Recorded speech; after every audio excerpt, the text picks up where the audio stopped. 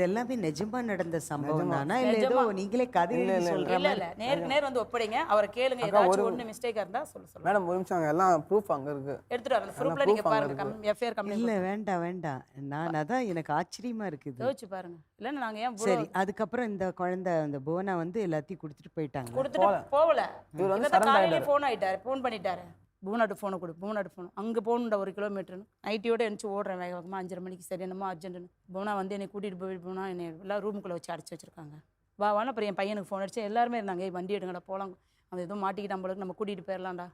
திருப்பி அந்த தப்பு நாங்கள் செய்கிறோம் திருப்பி ஆட்டோ வச்சு கூட்டிகிட்டு பூந்தமல்லி போய் எங்கெங்கேயோ போய் மாறி கேளம்பாக்கம் போய் அங்க மாறி ஊருக்கு கூட்டிகிட்டு போயிட்டோம் போகும்போது ஃபோன் அடிக்கிறா அவள் என் பையன் ஃபோனுக்கு நான் எடுத்து பேசுகிறேன் என்னது ஃபோன் அடிக்கிறேன்னு அவன்கிட்ட கூட ஃபோனை பச்சை பச்சை பச்சை அந்த ஆடியோ ஆன் பண்ணா இதுவே அதரும் அந்த அளவுக்கு பேசலாம் இதுல இருக்கு பிள்ளைய விட்டுங்கிற என்ன அவ்வளோ தூரம் அவ்வளோ கோடி பேச்சு பேசுறாங்க 13ஆம் தேதி ஓடியாந்துட்டார் இந்த வாரம் எங்க சோபா கிட்ட ஓடி போயிட்டாரு திரும்பி இப்ப ரீசெண்டா ஃபோன் பண்ணி வந்து கூட்டிட்டு மா என்னம்மா இதுக்கு முடிவே இல்லையா எனக்கு முடிவே இல்லை என்னோட எங்க இருக்காரு இப்ப வந்திருக்காரு வந்திருக்காங்க மேல வச்சிருக்காங்க ஷோபா கிட்ட இருந்து கூப்பிட்டு வந்துட்டீங்க அவங்க வந்தாங்க அவங்கள வந்திருக்காங்க இல்ல ரீசெண்ட் என்னன்னா இப்ப அங்க வந்து ஒரு 3 லட்சம் ரூபாய் பழிச்சிட்டு வந்தான் இடையில வந்தோடனே ஃபோனு கையில் இல்லை ஏரியா ஃபோனு இல்லை அம்மா என் பொண்டாட்டி ஜூபிட்டர் வண்டி ஓட்டுவாமான்ட்டு என் பேரில் வச்சு லோன் போட்டு 87,000 எடுத்தான் வண்டி ஆட்டோ எனக்கு 500 ரூபாய்மா முடியும் கறி வெட்ட போகிறேன் பெயிண்ட் அடிக்க போகிறேன் எனக்கு நாமக்கல்ல வருமானம் இல்லை அதனால் நான் வண்டி போட்டு பிஸ்னஸ் பண்ணிக்கிறேன் இங்கே வண்டி போட்ட மாதிரி ஆட்டோ வந்து குட்டியான சொல்லுவாங்க டாடா ஏசி தான் வியாபாரம் பார்த்து போட்டு வியாபாரம் பண்ணோம் 3 லட்சம் ரூபாய் போட்டு பண்ணணுன்ட்டு அதுக்கு 25,000 வட்டிக்கு வாங்கி நான் புல்ல அழிச்சிட்டேன். புவனா எங்கே இருக்காங்க? போனர் போயிட்டாங்க. சீக்கிரமாக கேட்டேன் உனக்கு எதுக்கிட்ட அந்த புத்தி ஒன்று நம்பிக்கை அவ கூட இருக்கிறேன் நீ அப்பயே சொல்லி டேஷனில் எழுதி கொடுத்துட்டு போயிடலாம்ல எனக்கு இவ்வளோ செலவு இல்லைல்ல எத்தனை லட்சம் எனக்கு செலவு எனக்கு அவள் தான் வேணும் சரி தப்பு செஞ்சுட்டேன் 2வது வாட்டி போயிட்டேன் விட்டுற வேண்டி தானே திருப்பியே எங்கள் வீட்டுக்கு வந்தேன் இவ தான் வேணும்னு இப்போ என்ன என்னை பண்ணணும்னு ஐடியா பண்ணுறேன் என்ன உனக்கு மூளை மலிங்கி போச்சா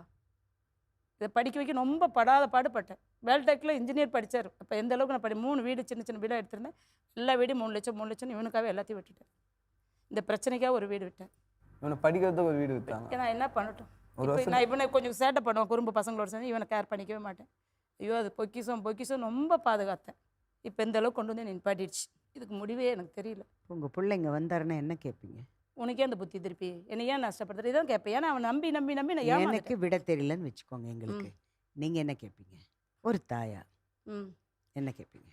இப்போ என்ன சொன்னேன் மனநிலை பாதிச்சா கவுன்சிலிங் கொடுத்து ஹாஸ்பிட்டலில் கொண்டு போய் மனநோயில் சேர்த்து 1 வருஷமோ 2 வருஷமோ ட்ரீட்மெண்ட் பார்த்து என் பிள்ளை என்கிட்ட ஒப்படைச்சா போதும் தாயினா அதான் ஏன்னா எனக்கு அது வாழ்க்கை அதுதான். உங்கள் பிள்ளை மனநிலை பாதிக்கப்பட்டவர்னு நினைக்கிறீங்களா? ஒரு செகண்ட் அந்த மாதிரி நினைக்கிறேன் ஏன்னா மீண்டும் நம்ம செய்கிறான்னு அப்படின்னு நினைக்கிறேன். இல்லை எனக்கு உண்டான வாழ்வாதாரம் எனக்கு ஒன்றுமே இல்லை. இப்போ நான் என்ன பண்ணுறேன் நீ அவங்களுக்கே சம்பாரிச்சு கொடுத்தாங்க வீடு வாசல் நகை நட்டு எல்லாமே இருக்காங்க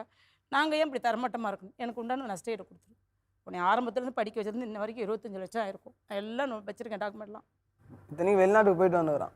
மலேசியா போயிட்டு வந்துடுறேன் அது பாஸ்போர்ட் இருக்குது 3 மாதம் இருந்தால் அம்மா உன்னை விட்டு இருக்க முடியலன்ட்டு உடனே மாயா அப்படின்னு நான் கூட்டிகிட்டு வந்துட்டேன். நான் உனக்கு அவ்வளோ கொடுத்து நீ எனக்கு என்ன செஞ்சேன் இல்லை நான் உயிரோடு இருக்கிறது போய் நான் செத்துட்டா நீ தெரிஞ்சாரியா நான் அதையும் இங்கேயே செஞ்சு செஞ்சிடறேன் எனக்கு மருந்து சாவடி வாங்குறான் நான் செய்கிறேன்